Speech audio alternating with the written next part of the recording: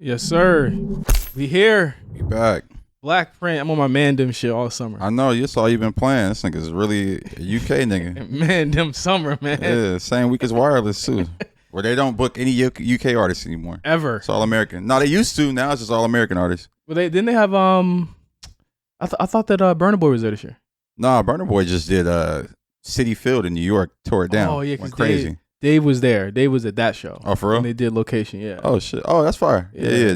Burna Boy actually went crazy this weekend. J5, obviously, of course. Welcome back to the show. Josh P's here. Josh P's, DTFP. DTFP. Feel me?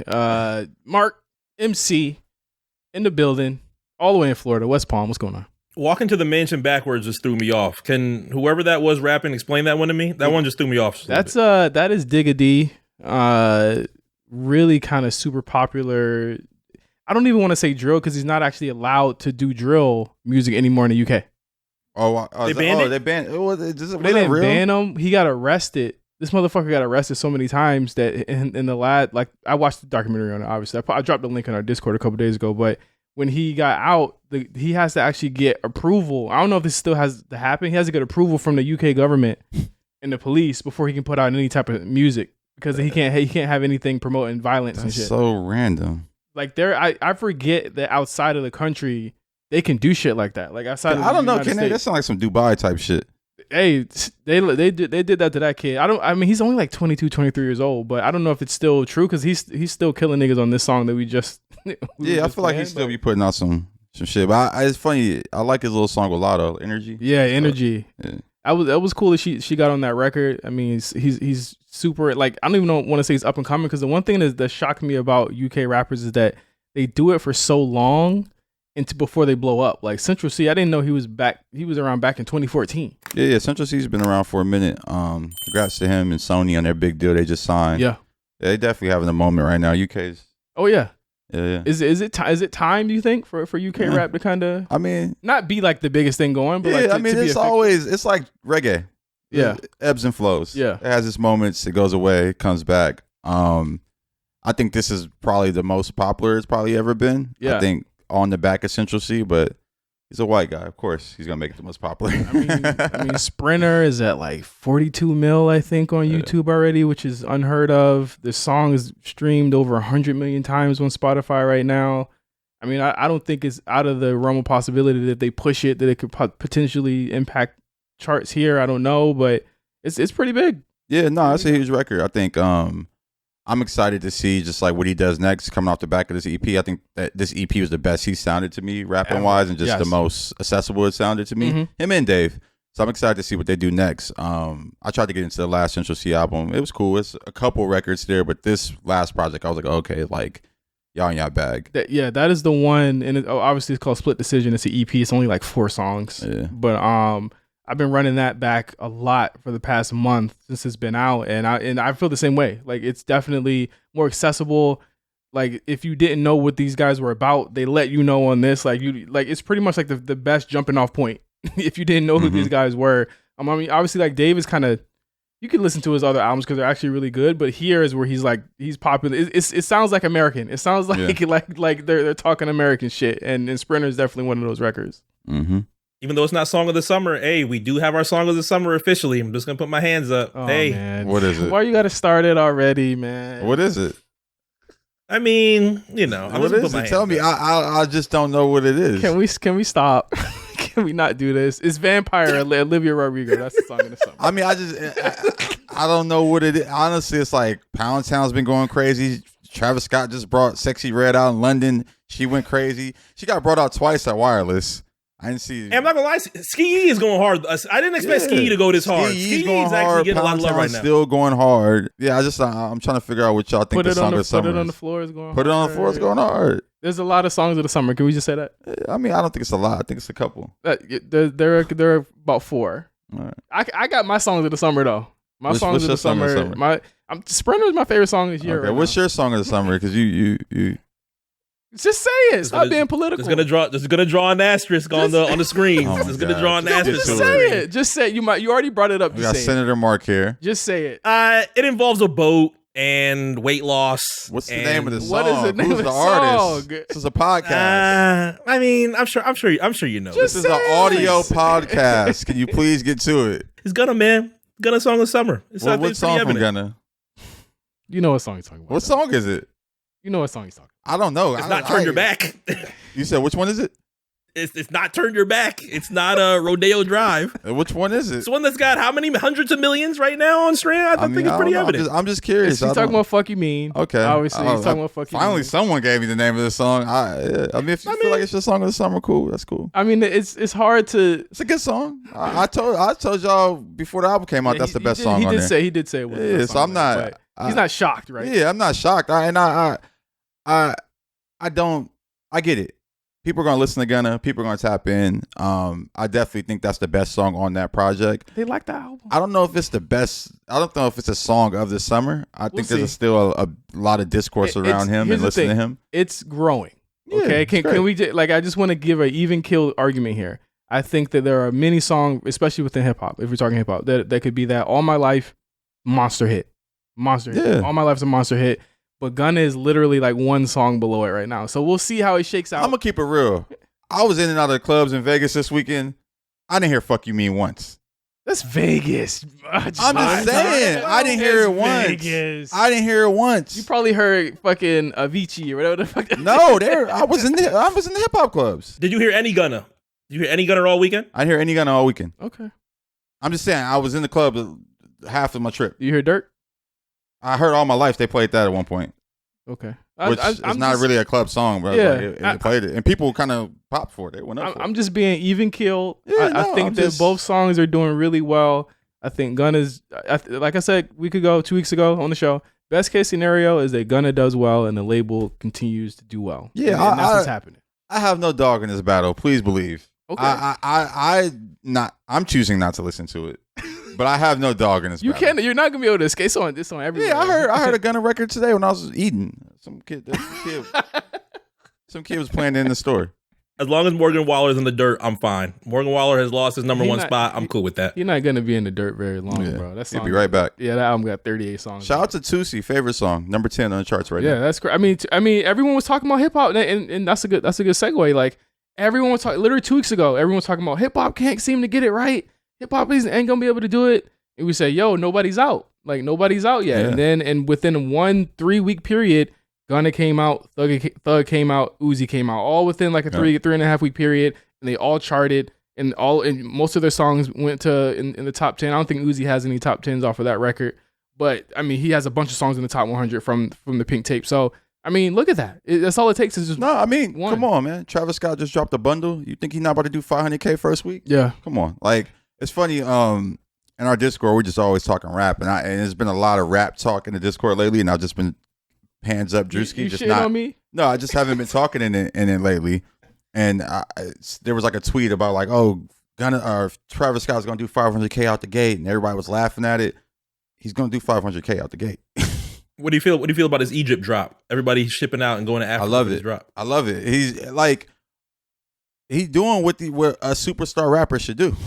He's doing something different. It is reminding me of like, it's very 90s. Yeah, I can't even say very 90s. Just Travis Scott. He's a star. Like he's gonna come out and do the biggest thing. I mean, in the sense of just the stunting. It's very like he shot a video out there in Africa or something like that.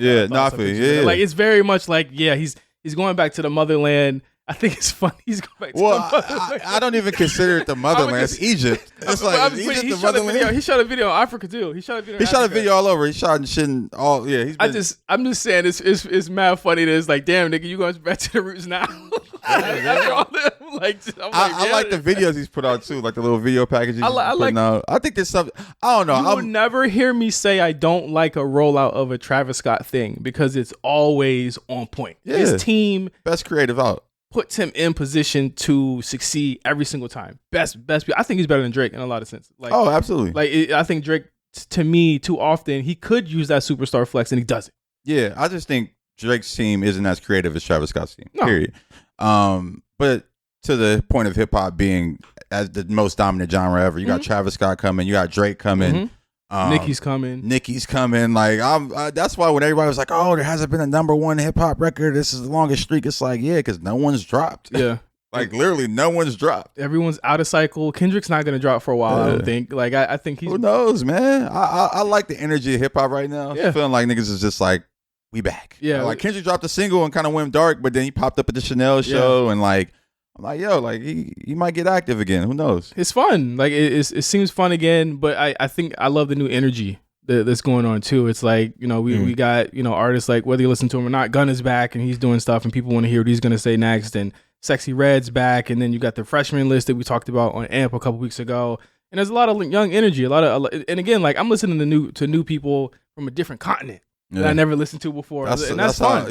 No, it's funny. That's how dominant hip hop is. It's like I can go and listen to some shit from the UK and get my fix. So I don't know, man. I hated that discourse. I think I brought it up in this on this podcast a couple weeks ago. It's just like, man, like the hip hop debate. We are the culture. Yeah. Still, forever, and we'll continue to be. I think my one big concern is that like there isn't a torch to be passed from like the top three, like the Kendrick, Drake, Cole, whatever. You know what I mean? Like I don't know if there's a next one right now. I don't know who passed the torch. Like I hear you on that. I don't know who passed the torch to Kendrick, Drake, and Cole.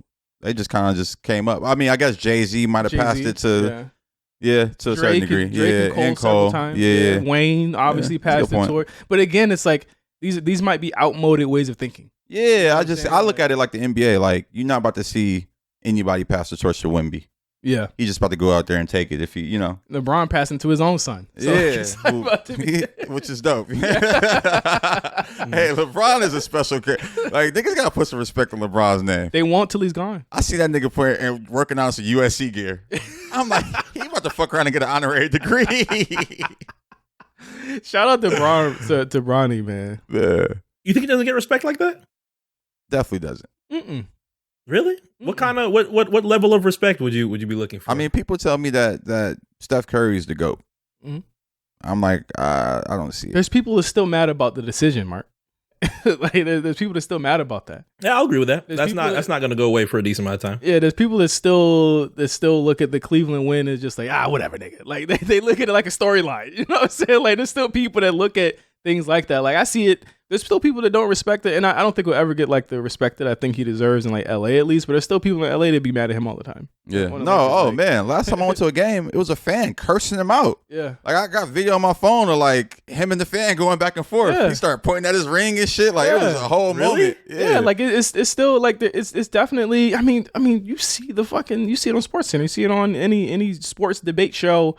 There's people that still look at him as not as good as Jordan. Like I was to say, and I've watched Jordan, and I'm just like, damn, if he ain't better, he the closest one we got. He right neck and neck with the nigga. You know what I'm saying? Like it just is what it is to me. Like I after the Cleveland win, I was like, Drewski hands.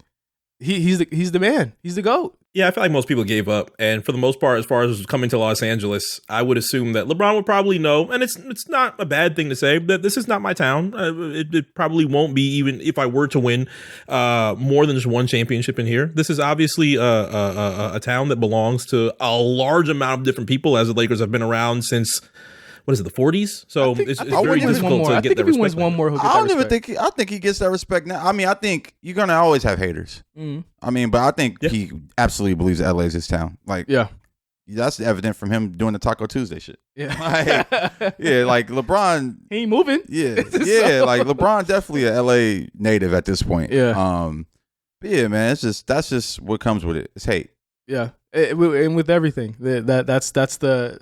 I'm pretty sure he's taken that mantle and been cool with it. But I agree with Josh. Like I definitely still see that shit to this day. Even if he wasn't on the Lakers, he would still get hate if he was still in Cleveland. Anywhere he played, he would get hate. And that's what happens when you're great. Yeah. Essentially, that's what happens. But I don't want to. It's been a while since we did the show, and I don't want to kick the show off on a really somber note. But we lost a legend. Man, you know what I'm saying, a week and a half ago. And, absolute legend. R.I.P. Spanto, man. Yeah.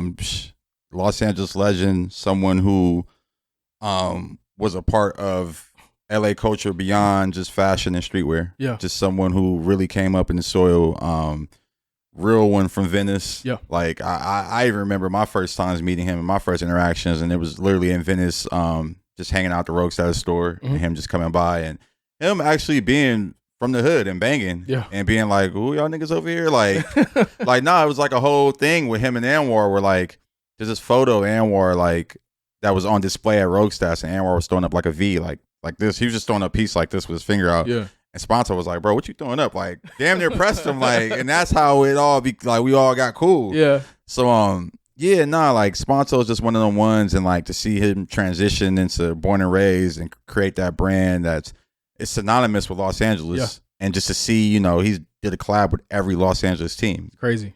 Dodgers. Rams, LAFC. Yeah. Like he's literally done a collaboration with every team and really just kept it LA and kept it Chicano. Like kept it really with his roots and even incorporated his Native American roots. And like, you know, that's just one of those guys who like was just through and through thorough. And you know, we lost a very important part of LA, and I don't know, it's hard to process. Yeah. I still, you know, wake up thinking about it and being like, damn, like, you know, even my last conversations with him, he was just like, it was around like he had just dropped the Levi's collab, and I was just like, oh man, like this is the hardest shit I've seen. Like I was just giving him his props. He was like, bro, I appreciate it. And like, he ended up was like, yo, I just did like a little secret drop at Union, so if you want to go pick him up now, I went and picked it up. He was like, man, I appreciate you. Like you actually went and copped. And it's like, yeah, bro, like I'm not asking for a promo or a handout. Like I really appreciate your art and I want to support. And yeah, man, it's just always just been a genuinely good guy and always just had good game and good energy and just like one of those guys that just, you know, you say it with all passions, but it's just like nigga was just I wish it was anyone but him. Right. Just like just too good for this world, man. And you know, and that's and not to say that's why, but like I understand it. Like, you know, sometimes when people die, you're like, man, I don't get it. Like, man, so much more he could do. And it's like, nah, he came here and accomplished his mission. Right. And he touched so many lives, impacted so many lives, and still is to this day. I've been wearing Born and Raised shit like every day since, and people are just coming up to me like, hey, like, oh, like, it's just, I don't know. It's just a real calling card for Los Angeles, and it's just, he's truly missed, for real. Yeah. I mean, I didn't know him personally, but working at the Hundreds for the year and a half that I did, we did events with Born and Raised, and I saw him, you know what I mean? And I saw the aura that he brought to, and the energy he brought to a room, you know what I mean? And just a super cool, I actually think I first got introduced to him through Five, actually. So like we did events with Born and Raised, and that's the thing, like, if you're within LA culture, like even if you haven't seen him, you've been to an event that they've thrown. You've been to one of his events. You've worn something that he's put out, and it's just really, really crazy that, you know, just think that shit just happens out of nowhere. And I don't process, like, you know, grief and stuff very well, but just seeing all my friends who knew him personally and stuff like that, just giving him well wishes and stuff like that, like this hit people hard. Yeah, I can tell that. It was just one of them ones that's like, you just kind of sit back and be like, damn, like, I can't believe it. Like, this is a man who beat cancer twice. Yeah. Was a gangbanger for half of his life. And, you know, to die in this moment, in this way, it's just like, man, like, it's like, you never know. And you got to really take advantage of every moment and always be a shining example and a positive energy to every situation you have, because like you never know when it's taken from you. You never know. Like the biggest crowning moment, you know what I'm saying, what was a collaboration they're going to have with Nike that was supposed to drop this month, and obviously out of respect, and again, like Nike out of respect says, nah, we ain't doing it. You know what I mean? We want to make it bigger. I'm sure they want to make this a bigger thing, and they've pushed the release back, and you know it's something that where it's like it's crazy he won't be around to see that, but it's also the everlasting legacy of that brand and that person that's the most important part of that whole thing. And you know, man, my well wishes out to everybody that knew him personally, his family, everyone out there. Like I know this is hit the city hard. Yeah, no, and shout out to, you know, all the graffiti artists and everyone that's just, I've been driving around LA and just seeing Spanto everywhere. Spanto lives, Born and Raised, just all type of little tags everywhere. And that's another thing about him, like, you know, graffiti culture is LA culture. Yeah. And, you know, before he passed, you would always just see his random hit-ups, him and Two-Tone hit-ups on like La Brea and fucking San Vicente on big-ass billboards. And you'd be like, oh, like, he's still living his brand. Yeah. And, you know, just to see after he passed and just the outpouring of love, it's just amazing. There was like a big cruise in Venice last weekend, and all the cars came out and people were just, you know, in the streets just celebrating his life. And, I think we just got to continue to honor our legends. Yeah. As they're here and when they pass, because I think, that's the fabric of LA. Yep. I think about when Nipsey passed, and I very much felt that same energy. Yeah. And I just want to continue to honor his life and let his name live on. Yeah. He left behind 2 kids. Shout out to his family, his friends, Richard, his brother. Peace and love for real. Yeah, rest in peace. And again, like we had to get that out. Thank you, Josh, for that.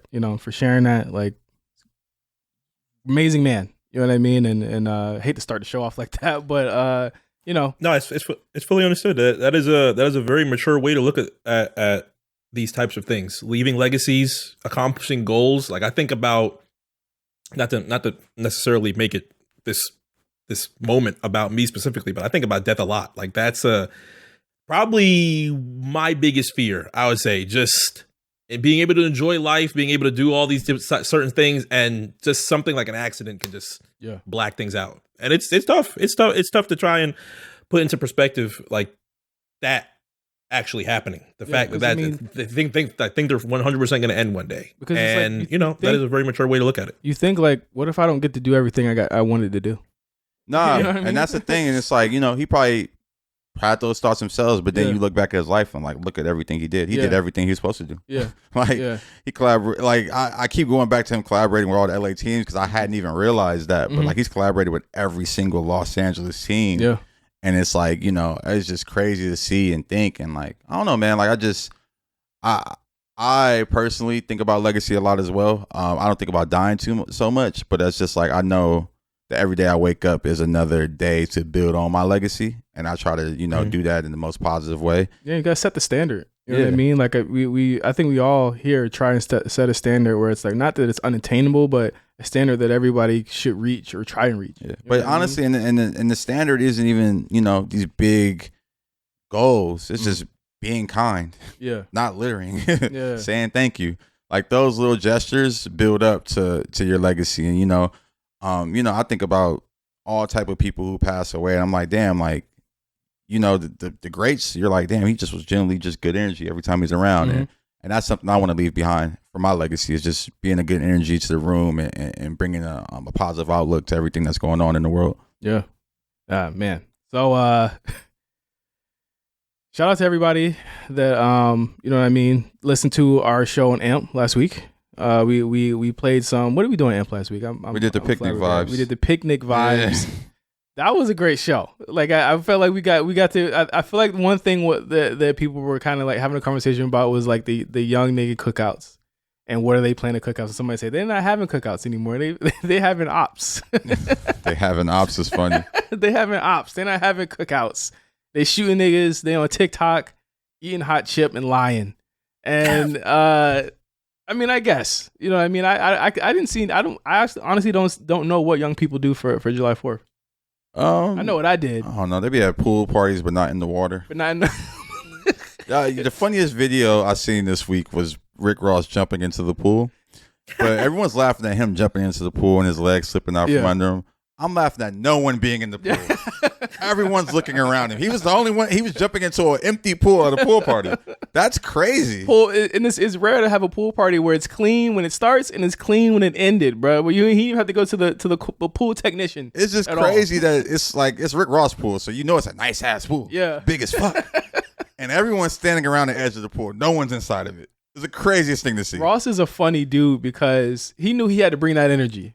You know what I mean? He had to say, I got to be the one to set the stage and get in the pool. Oh my God. I wish he would have jumped into the pool successfully. Like, I was like watching the video like, oh yeah, he about to set it off. And motherfucker just, I don't know what the fuck happened. I'm glad he didn't tear his MCL, ACL, and his hamstrings. I'm glad he's okay. But again, like, Ross has had a stellar 2 months. I mean, he had the car show 2 weeks before the pool party. And everyone came out to that, and like, yo, he's like, his life. I don't want to say life after rap, because I don't think his rap career is over. Still rapping. But I think his life after, like, being in that spotlight in the same way has just been hilarious. Like, he's got wing stops out the ass, he's got fucking checkers, rallies, all of that shit, and he's just living life. And I'm happy to see it. Like, whenever I go on his Instagram story, I might watch 3 because the fucking dots are so little on his Instagram stories. He literally chronicles everything in his fucking life. He needs to make. He's a TV show. I think he might be kind of pitching a TV show at this point. We'll see. I don't know, Ross. But to your point, he's living a beautiful life, man. I think way to make money off your property. Yeah. Like, I mean, how much for tickets to the fucking pool party? Like how do you bust the pool party tickets down? Like who are you busting that down with? Like, it's just funny to see him just like the car show was one thing, but to have a pool party a couple weeks later, it's like, damn, nigga, you really just doing some nigga shit. Plus, when I looked, the cabanas were like $400. Yeah, that's some really? nigga shit. Yeah, cabanas were like $400, and you get a bottle. It didn't specify what kind of bottle you get, so we're like, oh, they about to serve us some Bel Air. Yeah, free Bel Air. It's all free for him. It's all a tax write off. Was Whole Slab the one that was delivering the bottles to the cabanas? Because that nigga does everything. Man, I was thinking it was Whole Slab that wrote the copy on the website. Me and Plus were trying to cop tickets. Shout out to you and Plus for that description on Recut Gems. Hilarious segment. If you haven't heard it, go back and listen to it.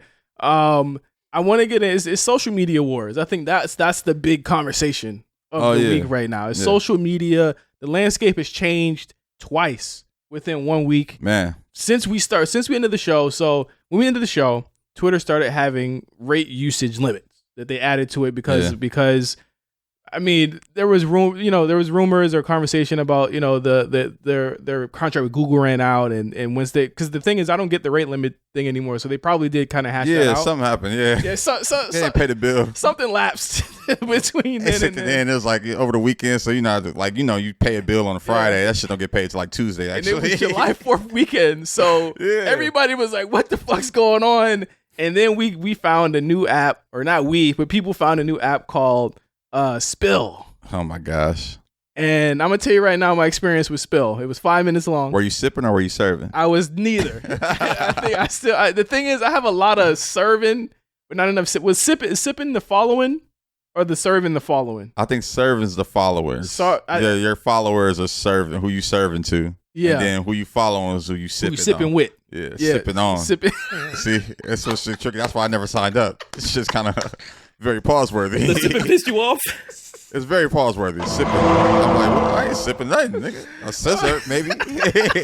So I get did you go on the app? Did you check it out? Never.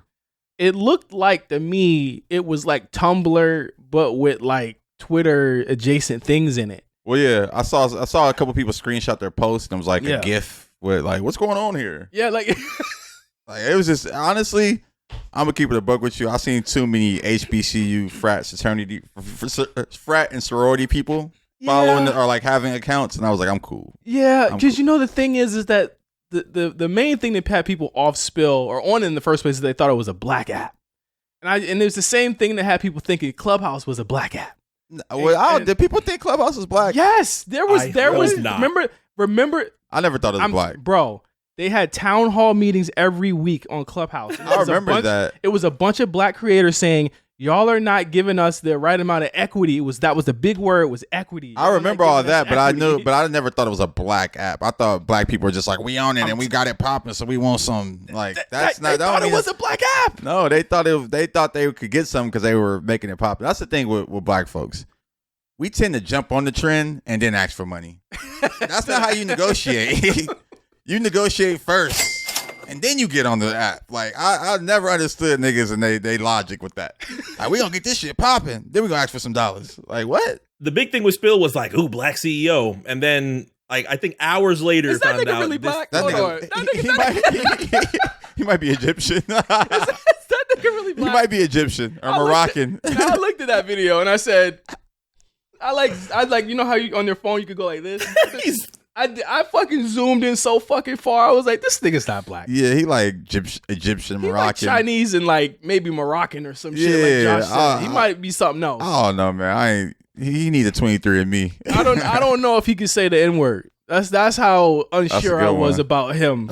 Because he said, well, it's not really a black app. And then everyone's like, oh, this nigga's a coon. But what do you mean by that if he black? See, that's what I didn't watch the whole interview, but I saw people saying that he said that, and I'm like, oh, so he not black. He is, but I think he's looking for VCs right now, Josh. That's really what he's looking for. But that's my thing. If you're looking for VCs and you know that black culture moves culture, why wouldn't you just lean into it being a black-owned app? Like, everything's black-owned these days. That's the calling card. It'd be some shit niggas be 2% black and be like, it's black owned. Like, so it's like, nigga, you shying away from that. That's why that app ain't succeeding, because it's like idiots running it. But I think that even in the app itself, the reason why it didn't stick out to me was that I kept seeing randos on my app, and I think that's the one thing that with Threads and Spill, we'll get on Threads in a second, that it's failing at, is that I keep seeing randos on my shit that I don't want to see. And I think that's what keeps me from it, is that my timeline was wholly not curated by myself. So if I wanted to find you or Mark or anybody else on there, I'd have to like go through some strange search. Like, let me open this shit up. The search for Threads is not good. The search for Spill is ass if they still let me look at this shit. This talking about he not trying to be black. This some old black shit. This look like how a Spike Lee movie starts. Like the opening screen for Spill is crazy. See, like look at this. Okay, you can look at my camera, whatever. I'm not gonna use it again. So like the way you do it, like the search is up here, but it looks like this. So it's like it's not bringing up, like, you know what I mean? Like it just looks weird. And it's a bunch of different colors. And then look at the timeline. This is not my timeline. Look at this. I don't want to see this. This shit black as hell. It looks like Tumblr though. I fuck with Spill for real. I'm just reading it. My Spill ain't spilling like it's supposed to. I know why the cage bird sings for the upteen time. Prayer is not asking, it is longing of the soul. Like what is all of this? They dropping affirmations on here, Mark. What the fuck is this? You got the Sunday morning. Oh, you got the Sunday morning Spill. Okay. I don't know what type of spill I got. How many niggas is spilling on my shit? I mean, it's a lot. All the shit you posting is nigga shit. Yeah, that's really what it is. Like, and then like even like what is it? Oh shit, I don't know what is this? Spillboard, the hot list, the official Spill hot list. I just won an award for my story about black indie filmmakers on Tubi. That's an automatic. I'm off of it. Yeah, that's crazy. That's automatic. Spill scrolled crazy. Out. It's crazy. So it's like, that's my first time ever seeing the app. You had never seen it before? Yeah, that's why I'm like that. I've only seen screenshots of people post. It hurt my head to go through because I just kept seeing. I didn't see anything of substance on the app. Like at the very least, with everything else, I see something of substance. So like, Spill was automatically not me. I was back on Twitter within an hour. Yeah, I was back on Twitter. So there was a rumor. It was like the way Instagram did this was like a Beyonce drop. Like they literally was like, it's rumored to come out on the 6th, but it might be earlier, my nigga. I don't know. Niggas could pre-order it. Did you? I pre-ordered it. Yeah, someone was like, "Yo, I pre-ordered the new Instagram thread." So I was like, "Pre-ordered." I got a notification. They said, "Yo, you're in." They said, "No." They said, "Yo, pre-order it now. It'll be out at 7:00." I said, "Whatever." Pre-ordered it on the App Store, and then I got a notification. They said, "Yo, Threads is now available on your iPhone." That's crazy. I didn't know you could pre-order an app. That's actually an innovative strategy. It's ingenious because I would have forgotten or I wouldn't have known what it was. Because the thing is, I think the reason they did that is because a lot of people, obviously, it's all owned by Meta. So it's Facebook, Instagram, Threads. A lot of people would think that you would get the Threads from Instagram or from Facebook. And I think that they were doing that to be like, okay, let's make this a lot more intuitive and a lot more exciting for people to find our app. Because I think a large part of app discovery is that half the time we don't know how to find the shit. Or what it is or what it does. I think what Threads did and what it's continuing to do is do it in an organic way that doesn't feel like marketing. And that's that's the best type of marketing is when it doesn't feel like it. So downloaded it. They said, hey, you can carry over your whole Instagram. Do you want to do that or not? And I said, not really. Then I realized how many fucking people I follow. And I said, fuck it, follow all of them. And I hit follow. Followed everyone from your Instagram? Well, it doesn't work that way. It sets a pending. It sets a pending. So whenever they join Threads, you'll automatically, if they choose to do that, you'll automatically follow them. So there's still people that are joining Threads. I don't know if it's the same for you, Mark or Josh. There's still people on my friends list that are joining Threads today. Some people just haven't gotten to it. Yeah, yet. There's a lot of people that haven't joined yet because it's people don't know how to get to it. People they're like people are putting threads in Instagram stories. People are putting I'm gonna tell you what the new flex is. This is the new flex, and this is actually like. How do you know this flex and you're barely on the app? Yeah, because this is the flex right here. The flex is on your Instagram account. Yeah. Not having the thread thing. Like if you don't have threads, you flexing like you're now. Like if you don't got threads, you like another social media app. If that's how, the people who don't have that, like go to my page. I don't got that. I know you don't have. So you're not showing your numbers. What you're saying? Just not having a thread account. That's the new flex right now. I'm telling you, with all the elitist like cool guys and girls out there, they like. So when is it okay to get it? I mean, we might not ever have it. Cool. Shut the fuck. You're on it, Josh. I'm telling you, I'm not on it. Yes, you are. My brand is on it. Okay, there you go. Ain't shit funny. Follow me on all platforms, please. I'm not on it. My brand's on it. What has kept you from it other than being busy? What's kept you from being Honestly, I just don't need another social media app. Yeah. Like I've been on Threads a few times, and like shout out to all the early adopters. My guy Michael, he's like big in marketing. I saw like Zuck just followed him the other day because he's like one of the first people on there, just having some insightful. I don't know, what do we call them? Threads.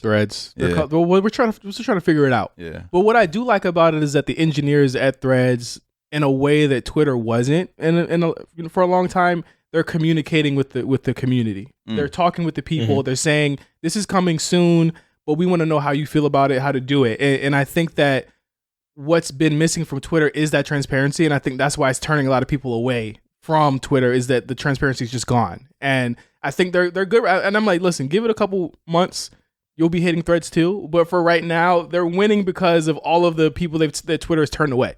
Yeah, no, that's absolutely, and that's another reason why Threads is winning, because it's like a Threads versus Twitter kind of battle, and it's like, oh, Twitter is alt-right, Threads is liberal. That's what it all feels like to me, honestly. I don't think it's political. I think a lot of it has to do with the functionality of it. Like Twitter, let's just be honest, it runs like shit now. Like ever since, I mean, Threads doesn't run that great either. Like it's not crashing on me, and I'm not getting rate usage limits. Well, I'm not getting that on Twitter since that July 4th weekend. I feel like now Twitter's back to how it normally runs. Bill. Yeah, I don't think it's political, because there's definitely still those types of people there. Like you're not gonna stop it. You know what I'm saying? Like there's people that are still making shit there. I think the one thing is that, like, I'm gonna be real honest, bruh. I went on Threads day 2, and I already saw a video of somebody sucking peen.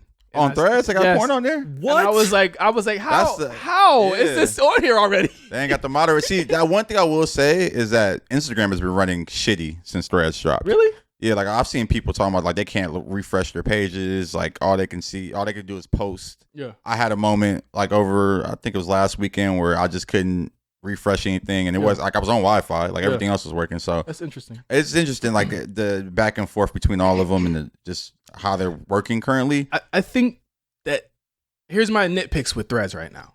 Obviously, discoverability is an issue. Obviously, the fact that you can go from, I think you could go from Threads to Instagram, but not the other way, or maybe vice versa. You can't go from one app to the other. Like there's no functionality that way. And they're thinking about breaking the apps up in that way where you don't have to, because everyone right now is like, we signed a 360 deal with Instagram. If we delete our Threads, we gotta delete. I'm like, I heard they're gonna change that.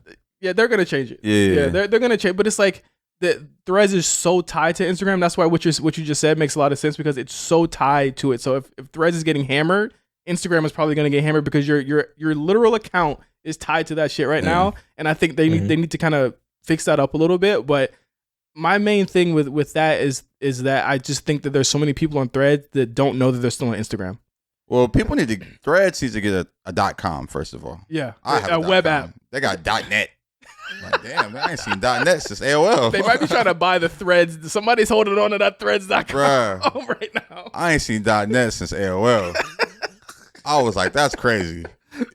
No, but I think that people get on there and they're saying like whatever the fuck, thinking they're still on Twitter, but it's like, no, your family still follows you on here. Like the people that you know still follow you from back in the day on here, and I think they need to find something to differentiate it, because it's the way that the app is set up. It just looks so much like Twitter, and it's like that's what people are like. Obviously, it's a blanket for them. It's a safety blanket, but Threads needs to differentiate itself a little bit more to me to not be like Twitter, so for it to win. And I think that there's a big opportunity for creators on there. Like even I started posting stuff from us. Like I started posting clips from us on there, and people would go to our YouTube and watch the clips. And that's I saw a lot of turnover from when I posted a thread of one of our clips from last week, and I was like, oh, people from Threads, because it's so early, they're going to go look at it. But if we continue to do that, Kate, you know what I mean? I don't want to give away too much game, but like creators have a really good opportunity here if they choose to have the Instagram functionality work the way that I think it should, and that your post from Instagram or Threads could go to your Instagram main feed, or could go to your stories, or vice versa. I think that that's something that Twitter doesn't have, and they're not going to be able to with the way they do the API right now. So if Instagram and Threads are able to kind of synergize a lot better, I really do think it might be kind of trouble for Twitter, because you can't do that on there anymore. Interesting. Yeah, I don't know, man. Threads is it's going to figure itself out. I very much feel like the app is in beta right now. We're all just just testing it. Yeah, we're testing it and giving them so much data to go back to and tweak, and And I'm excited to see just where it goes. I hope they combine it with Instagram. I think just being in the Instagram app would kind of help. Yeah. But yeah, I'm not rushing to be on it. I think it's just I've exhausted myself on social media apps. I think we had a cutoff. Honestly, like I've stopped going on TikTok as much. I don't honestly find myself getting more annoyed with TikTok more lately than I have. I don't go on TikTok at all unless someone sends me something or like I want to search a recipe or food. Yeah. Like I was like in Vegas. I'm like, let me look up Vegas food. But I don't know. Like and that's just probably me just being older now. I just think I'm just like I feel the same way. Exhausted with social media at the moment. Yeah, I feel the same way. Like I barely go on Threads. I love that people love it. I love that people love the picture quality, the video quality. I'm glad that people are happy with something. I will say for that, I don't think that's gonna last. I don't think it's gonna last either. Yeah. It's just too many people. People underestimate how many fucking people are on Twitter that are gonna come over. Yeah. Slowly but surely. That video quality, enjoy it while it lasts. That's gonna be the first thing they complain about. Where it's like, y'all sold me something. I'm like, bro, some shit is just not possible to do. Like, it is what it is. And to that point of video quality and photos, like, I don't think Twitter's dead. No, I don't think Twitter's dead either. I think they'll take a hit, obviously, and they've been taking a hit anyway. Let's just be honest, they've been taking a hit. But they've been having some strides. Like I saw Silo, that Apple TV show. It was they put the first episode on Twitter. With the No Limit. Yeah, that shit had like 55 million views. Yeah, it's like, damn, that's crazy. That's like more than. How are they getting those concurrents though? Is it per minute or? I don't know, but it said 55 million views under it. That could be cap. Yeah, but it was like, damn. Because I wonder if it's because my thing is with Twitter right now is the scroll. The scroll right now is counting as a view. Yeah. And that's what's fucking me up right now. Like literally, what I do every day is like, how are we measuring success for a post anymore on Twitter? Is it how many? Like, because if I do this, that's 2 scrolls. That's 2 views. So it's like, run it up. Do those videos? Impressions are high. Are those 55 million because somebody tapped in and said, what the fuck is Silo? Watched 5 seconds of it and said, not interested. Did that count as a view? Because there's a lot of people that do that, but it's like that, and that's the issue that not just Twitter, but advertisements in general are having right now. Yeah. Who is seeing these? I mean, even that though, it's like out of that 55 million, how many of these are cap? How many is real? It's like whatever it is good. Yeah, and 55 million is great. And how many converted over to Apple TV is the real thing. And I think that they want to see what those conversion numbers are. And I'm wondering how Twitter's handling it. I wonder how Threads will do it when it's time. But at best, Threads is not going to kill Twitter because Twitter is still where your memories are. You're not going to create those new memories. You're not going to. You can't take those memories to Threads. And beyond that, and this is something I was kind of breaking down to someone the other day. I love the fact that I get my news from Twitter. Like when the whole Russian coup was happening, that shit happened on Twitter. Yeah. Like CNN posted about it 24 hours later. George Floyd. Yeah, George Floyd. Shit, even in Egypt when they had the riots, that shit was happening on Twitter. And then CNN, Fox, and all the other mainstream news sources caught it a day late. So being able to just get news in real time is one reason why I'll probably never leave Twitter. Ever. And I think it's just like, it's international, it's everywhere. You have a lot of different voices and trusted voices at this point. But I'm interested to see how these new apps fit into the landscape of social media. I think they'll live side by side.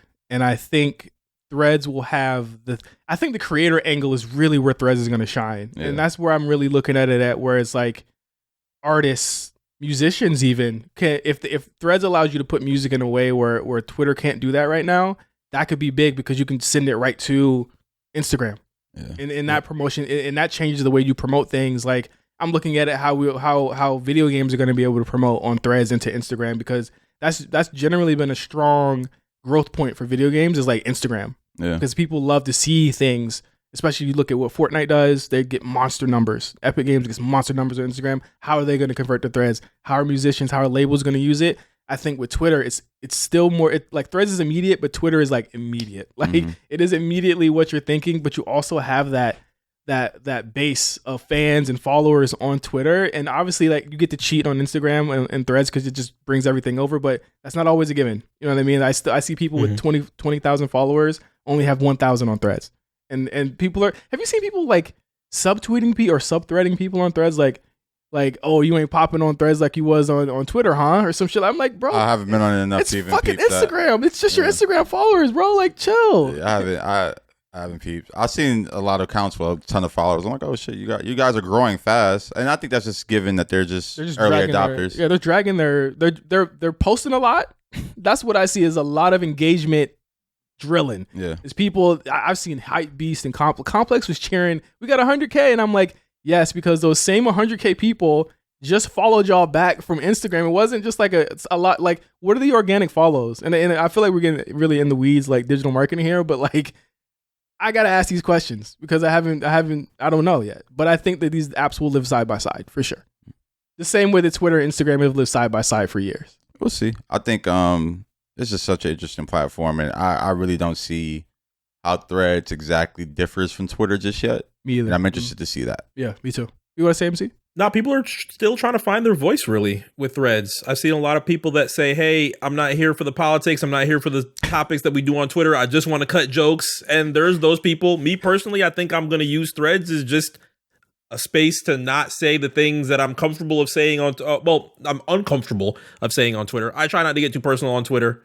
This shit goes into a completely different ecosphere of somebody reading your shit, taking it out of context, and all of a sudden you got 20, 30 quote tweets. Yeah. I don't think I'm going to experience that on Threads. So I would probably be more in tune to be more personal on Threads. That's where I'm going with it. Because it's Instagram. Because that's the thing, and that's where I think Instagram or Meta and everyone on that team needs to differentiate. You need to let people know that this is not Twitter. Well, I'm curious on that thinking. Like, what's the difference between your voice on Twitter and Threads? Like, why is there a difference? Like, do you feel like you're more anonymous on Twitter than Threads? I think with Threads, there's that built-in audience already, right? Where you're already having followers that followed you on Instagram anyway, so they kind of already knew you regardless, right? Because like you have I've seen family members that I follow literally join Threads. Like my fucking mother-in-law joined Threads, and I'm like, oh shit, I forgot that this is still Instagram. It's not Twitter. Yeah, that's why I have, and you do too. We all have the same account name across all social media. So it's just like, I wonder why you think it differs in your head. Yeah. Well, not necessarily in the head, but as far as when you make a brand new account, what do you want your voice to be? Are you just going to do the same tweets that you would do on Twitter just on a second account, or do you want Twitter to just be your random shit, whereas Threads is more of your, okay, let me actually share things that I'm working on, things that I'm thinking about in something that is not as bite-sized as Twitter could be. So people are still trying to find that idea of how do they want to approach this brand new social media app. Because for most people that I've seen for the past couple of days, they're saying, okay, this is my last social media app. I can't do this shit anymore. After this, I'm cutting it off. I'm not going to Blue Sky. I'm not going to Mastodon. I'm not going to any other Twitter apps. This is it. But they be on TikTok though. That to me, that's the thing. Yeah. TikTok is more is TikTok to me is more of a fucking overload of your senses than Threads is. Right? Yeah, it's more of a learning curve too. It's more of a newer type of app. Like that's the one thing I'll say. Like there hasn't been a new TikTok is still the newest app as far as like something different in functionality. Like Threads is just literally just Twitter 2.0. Twitter 2.0. Yeah. So I've seen that the voice so far, like I said earlier, is a bunch of people trying to stunt and say that like you can't come over here with it, like like Kevin Hart meme was like take your ass to Facebook. Twitter.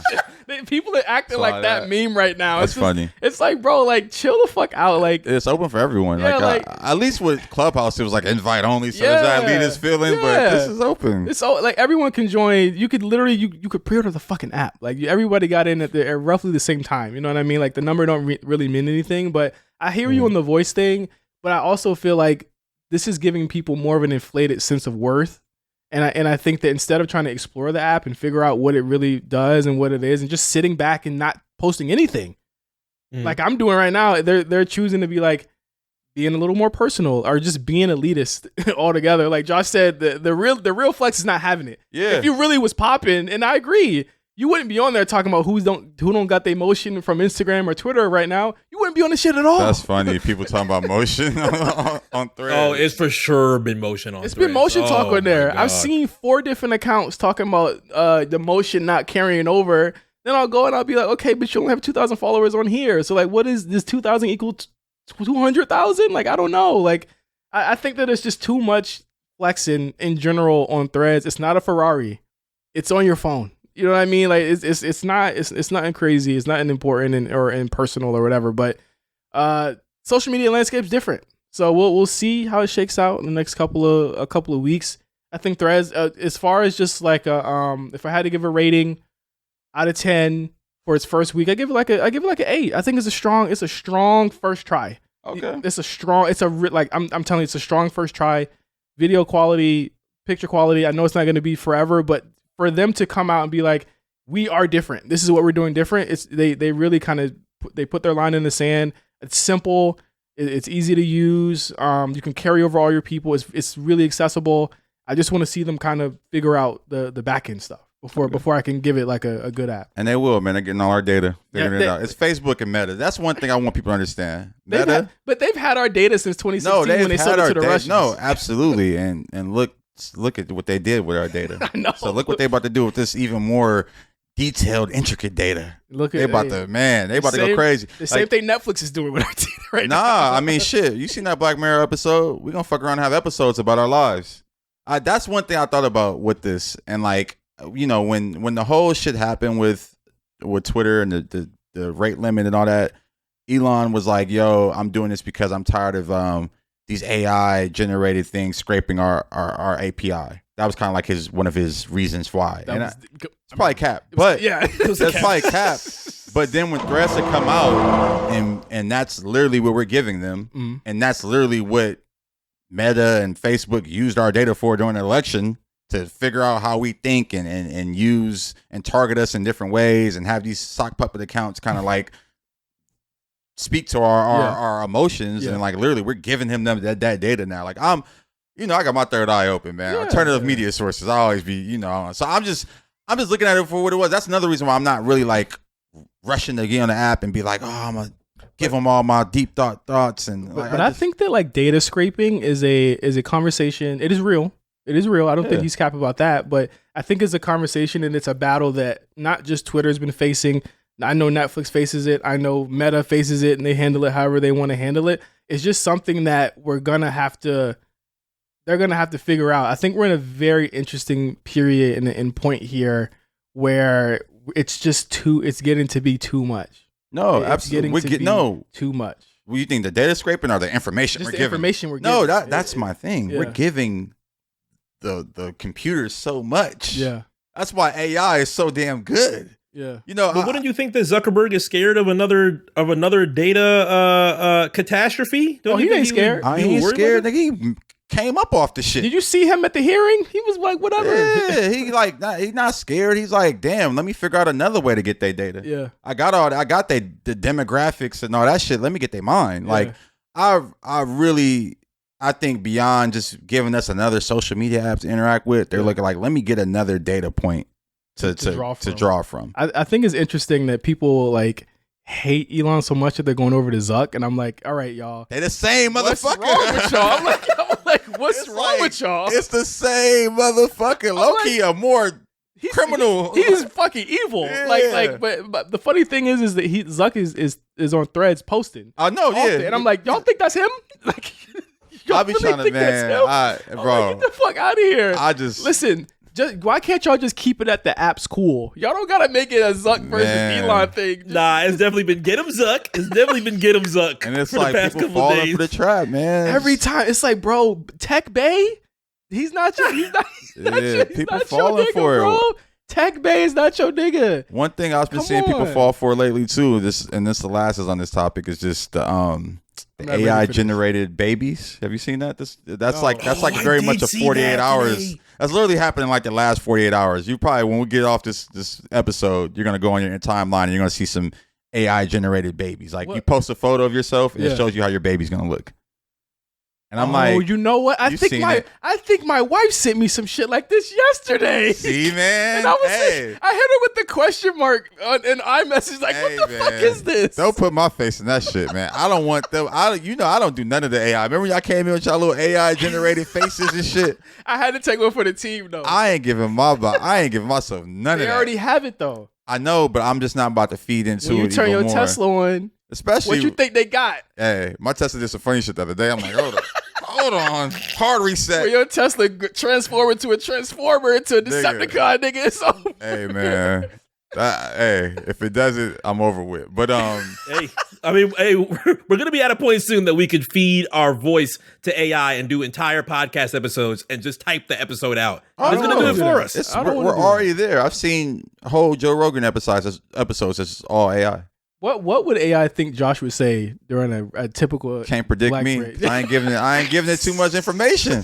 You got a couple tweets from a few years ago. Everything else promotion. It might be just, ain't shit funny. It's like, damn, this nigga just That's gonna be every response to every question. Yeah. It'll be his motherfucking Kid Cudi tweets. I'll be giving them the throw off, man. I give social media the throw off. I give you one thing, and then I'm one person another in the real life. Oh my god! But I mean, it's funny. It just hard transition. When you first mentioned battle of social media. Mm-hmm. I thought you were referring to the gender war that's going on currently on social media. That's what I was getting to. I was like, I want to start the convo here and take it to B-sides after. Oh, okay. But I want to start it with the Keke Palmer thing. Absolutely. I think that is the umbrella in which everything has fallen under. Yeah, right? Yeah. A couple weeks ago, I think all this literally happened after we recorded. I hate that. Literally. It happens right after I was like, oh shit, I can't wait to talk about this. So Usher, let's just talk about this motherfucker Usher. Hey man, okay, crazy nigga since the Boondocks days.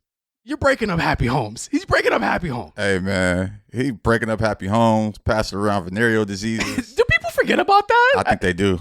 I think they forgot about him passing around the herp. Yeah, it's crazy. Let me not say that. Shout out to Usher. Allegedly, though, we gotta say allegedly. We can't say he was passing around the herp. I thought he it was alleged. Oh, okay. It's alleged. I don't want us to get sued. One of the biggest alleged things about Usher was that he was Haitian. Is that still a thing? That was one of the biggest alleged things about Usher. At least in South Florida. It was huge in South Florida. Never heard. That's a funny ass, like, local ass Miami, South Florida joke. Like, what? Usher was Haitian. Yeah. Y'all didn't know that? No, I think he shot it down, though. I think he said, no, I'm not Haitian, but shout out to the Haitians. That's funny. That's hilarious. Sounds like some like Kodak Black would say. So Keke Palmer was at an Usher show at his residency in Vegas. She probably paid a grip because I tried to go there for my anniversary and it just didn't work out. But really? She gets up. Can we get the comments on the outfit? Let's just talk about the outfit first. All right. So I mean, let's give him the whole. Let's set the whole scene. Usher has a part of his show where he walks around the crowd singing. I forget what song he's singing. In Celebrity Row. There goes my baby. Yeah, but it's like it's not always celebrities. It's like it's just whoever got money to be in those seats. Yeah, it's celebrities. It's tech billionaires. It's Zuck and his girl. He got Zuck. It's funny. The night Joe Budden was there. Okay. It was Joe Budden and his girl, and next to him, people see there's like a white guy with a cowboy hat on. It was Steve Ballmer. Oh, that's funny. the owner of the Clippers. That's funny as hell. So it's just always just random people with money there. So it's a great show, I heard though. It is. I was trying to go this weekend. Long story. I might tell on B-sides. I might not, but I didn't get tickets. We seen what Ballmer do. He better watch out. Yeah. Us better protect himself. So he's walking through. He stops, sees a young lady, starts to sing to her. Mm-hmm. Keke Palmer was this young lady this time. Yes. He starts singing to Keke Palmer. She stands up. She's feeling on his neck. They like kind of get close. You know, she's an entertainer. Yeah. So she's leaning into it a little more than anyone else. Yeah, she's an actress. Yeah. Like she is an actress. Because Taraji P. Henson, where the fuck did she think she was? Did you see that video? No, I missed that one. They turned it into a whole like she was whining on them all this. I'm like, bro, can we get back to the show? Yeah, they need to throw that on the timeline. Send it to Kiki's baby daddy. Someone did worse. But I want to talk about the outfit. Yeah, let's talk about the outfit. I mean, because the outfit, she had on this like black dress with like a sheer thing around it. Yeah. But her ass was out. It's like a little black dress ass out. But the butt part wasn't the sheer part. The butt part was the black part. No, it was. Her booty went out. I mean, her cheeks was out. Her cheeks was out for sure. She ain't got cheeks to really be like, damn, but it was cheeks out. It was like it's like them bikinis that's like, yeah, it's Vegas. It's one of them bikinis that's up your ass. It's like, it's Vegas. It's a Vegas outfit. I don't think the outfit was terrible. But also it's like, she did show the outfit off. She gave us a spin. Yeah. Gave us a little dip. She gave us a little period, boo. Yeah. Like, it was a whole little spin. What's her spin? Yeah, that's what it was. Period. Purr. I was like, okay, Keke, do your thing. And honestly, this is all a part of Kiki's rebrand currently. She got the body now, the tits and everything because of the baby. We're gonna bleep the tits out. Wait, go ahead. We gotta bleep tits? Damn. So the fuck we not? Yeah, man. No, the fuck we not. Okay. You know the funny thing about what happens next is that her baby daddy is like such a like non-factor nigga that it took literally hours before anyone noticed that he said anything about the whole thing. Was it? It took hours before anyone knew that he said anything about the shit. My thing with his whole response is like, he got it from a rap page. Like that's the funniest part. He didn't get it from nothing official. R&B Radar. Yeah. At rap. Or he got it from some type of aggregation page. I'm looking at the tweet right now. So his tweet was, It's the outfit though. ... You a mom. He should have said for me. I was just like, I mean, my thing is just like, that's what you was mad about, the outfit. Like, and it's just like, that's a text. Yeah. That's a text. Like, I would have shot her the tweet and been like, you know what I would have did? I would have sent the tweet with the question mark.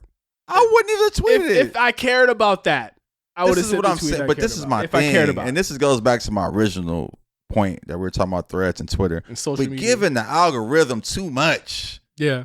Like, you giving the algorithm just hurting your feelings. Because, like, honestly, I hear you. You was hurt. You feel some type of way. Mm-hmm. You at home feeding the baby crying.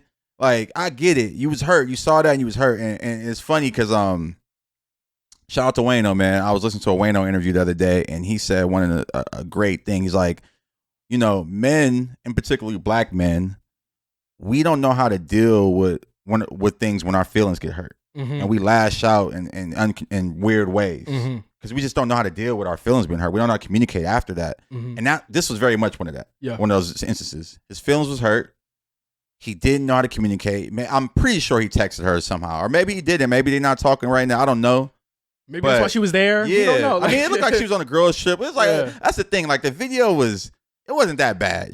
I get it. You didn't like the dress. Yeah. But we not policing what women wear. Yeah. But you could tell her friends is there hyping her up. They all next to her. Like, it's a moment. They all they're on a girls trip. Usher, nigga. Like, it's like, you know, like, my thing is, like, it's Usher, it's Keke Palmer. Like, I'm not like, if I was him, I wouldn't be concerned about Usher popping Keke Palmer. Yeah. Like, it's Usher. Yeah. He can have anybody. Ain't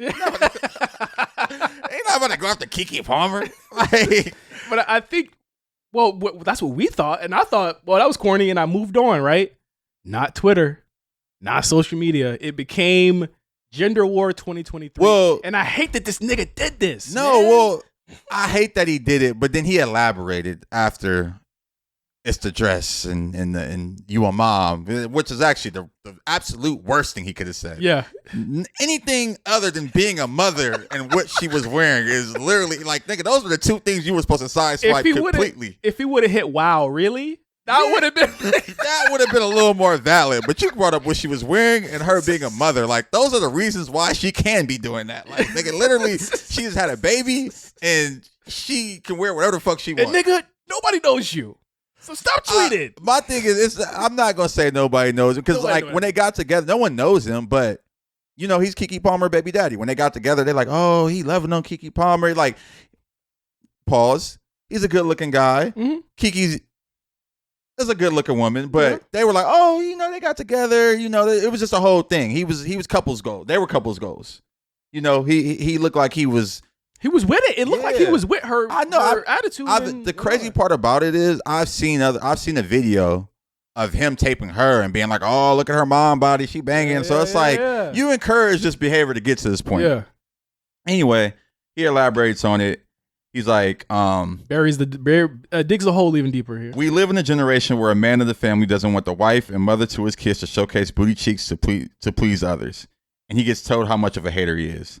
This is my family and my representation. I have standards and morals to what I believe. I rest my case.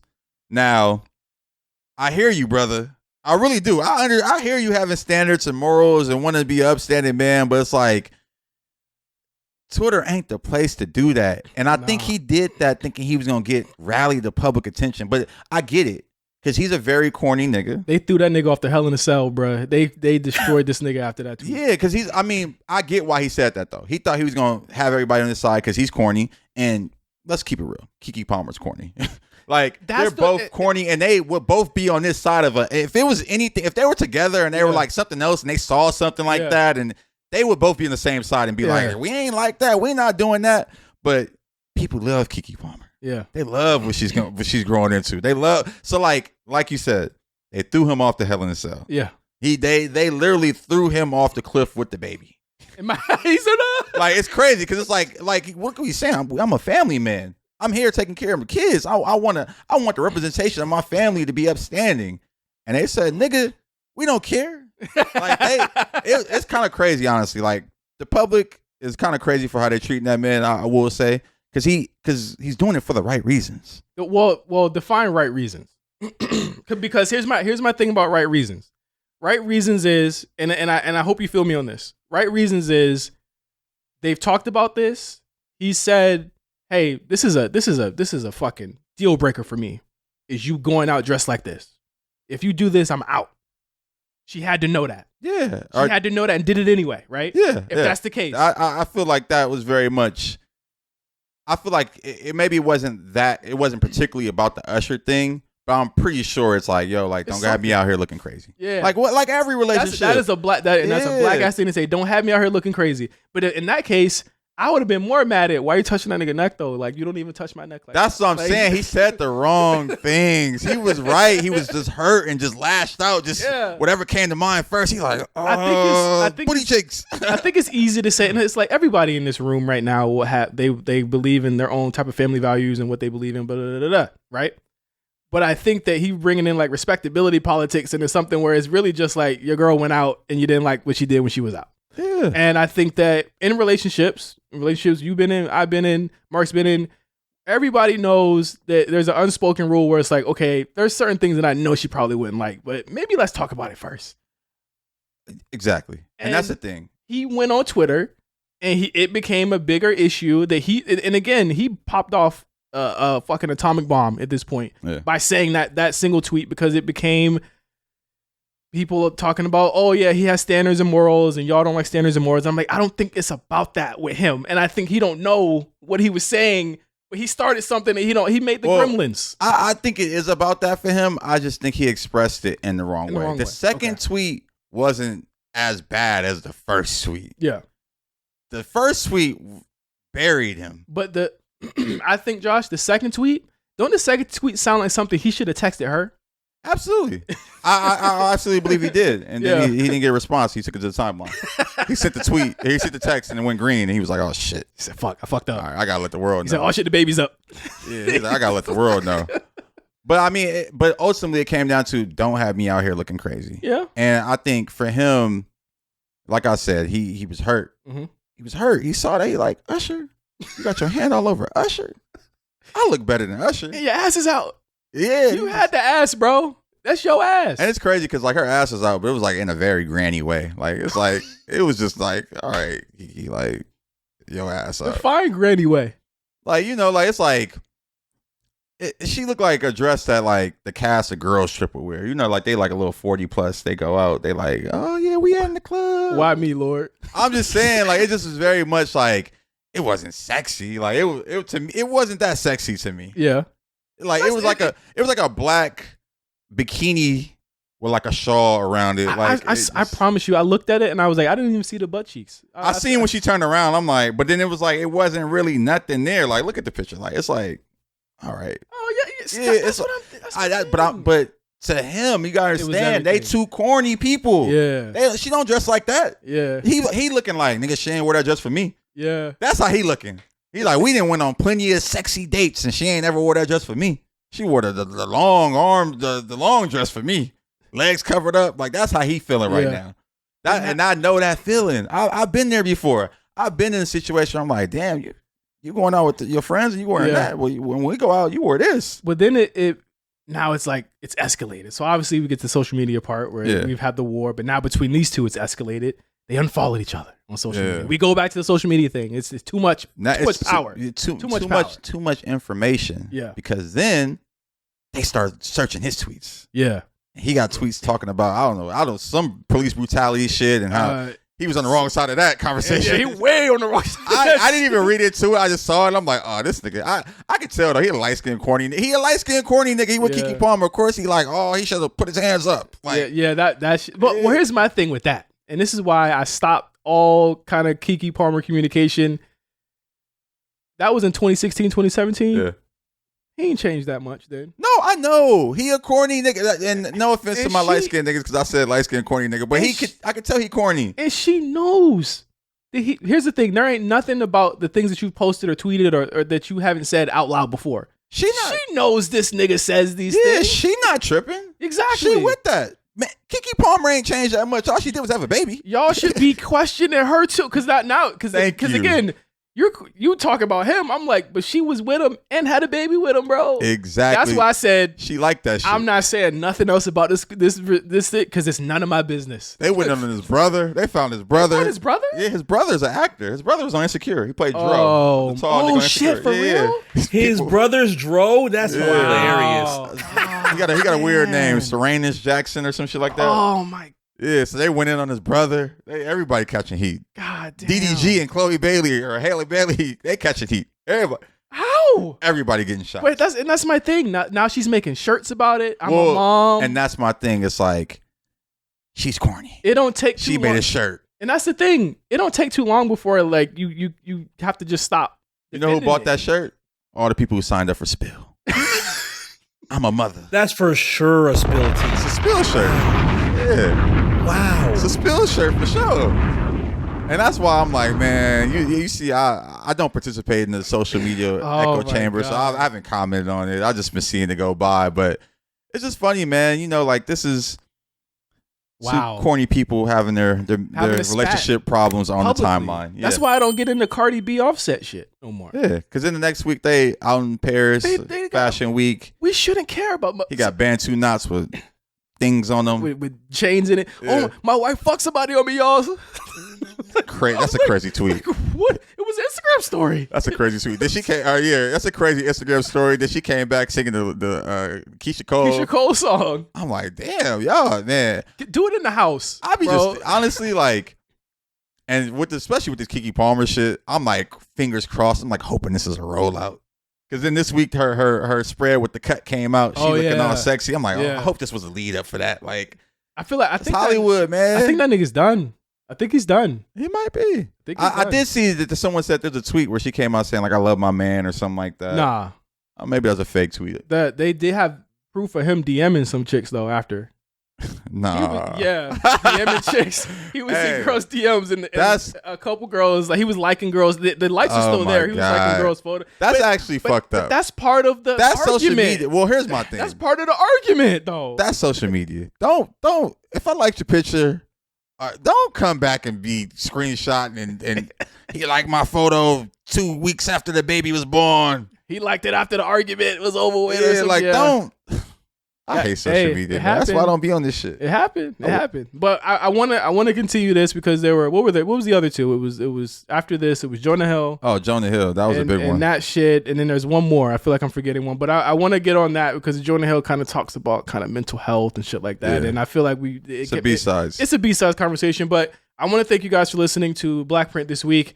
Hilarious episode. Great episode. If you're in digital marketing, we gave you all the game this week. Make sure you tune in to Amp Radio this week. We're going to be on BlkPrint Radio. We're also going to be recording this week Throwblacks, Green Day, American Idiot. That was a Josh request. Yes, for all our, if it's for the Sexy Red Pound Town Goth remix, we're gonna start the show with that. One of the most important rock albums of our time. Can't wait to talk about it and just talk about the place that rock has had in our lives as we've gone on and become music fans. So check out that. We also have Carter 5 coming out this month as well with Lil Wayne. A lot of shit going down on BlkPrint. So thank you guys for listening. For Josh and MC, I'm J5. Thanks guys for listening. We'll see you guys this week on BlkPrint Radio. Peace.